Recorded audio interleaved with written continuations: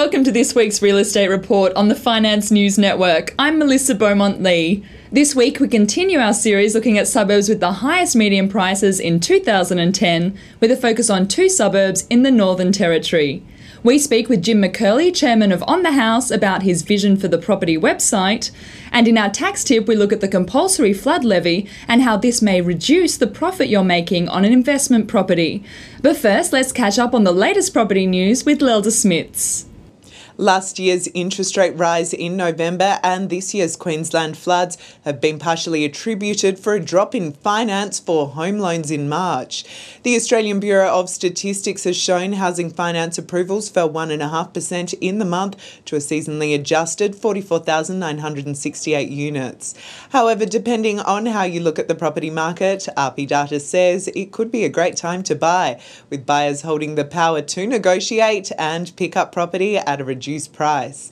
As the market slows, vendor discounting has increased. RP data reports Brisbane posted their greatest discounts in the March quarter, with vendor discount levels down by 7.9%. The only exception to the discounting trend in Australia were units in Sydney and Hobart.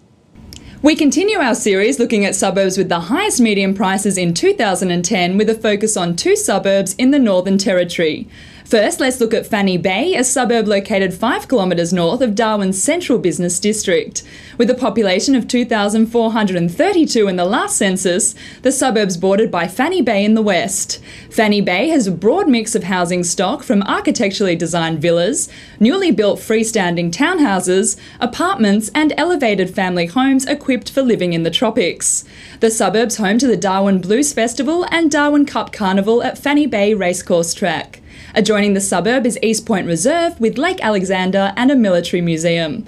Turning to the figures, houses in Fanny Bay recorded the capital's highest median price in 2010 of $930,000. 19 properties were sold in the year.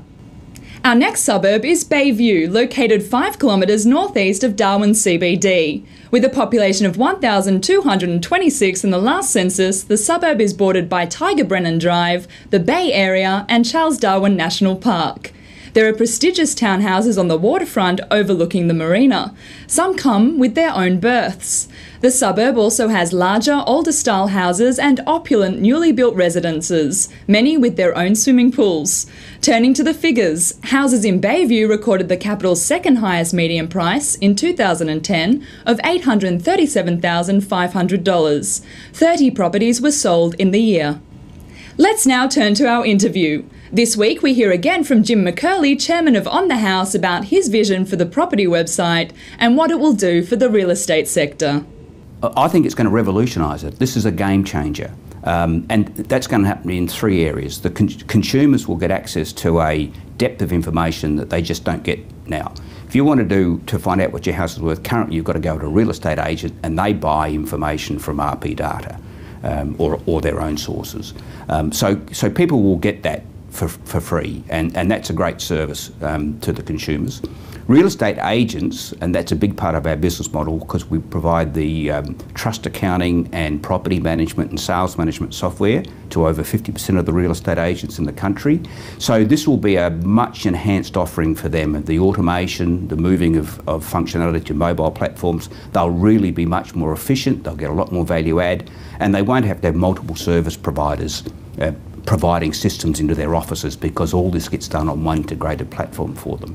And then the third service line we've got is in analytical information that is provided to banks and anyone that's involved in, invests in or uses the real estate industry. And that's the bringing those three activities together, combining the data into a single database and adding value back to the agents, providing a better service to consumers and a richer service to the users of real estate data is what it's all about. And now to the tax tip of the week from Depreciator, the tax depreciation schedule specialists.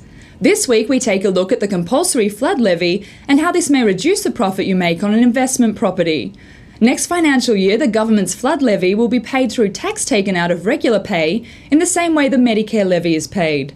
The flood levy applies to taxable income including salary and wages, but also investment income, such as money earned from a positively geared investment property. Anyone earning under $50,000 will not pay the levy.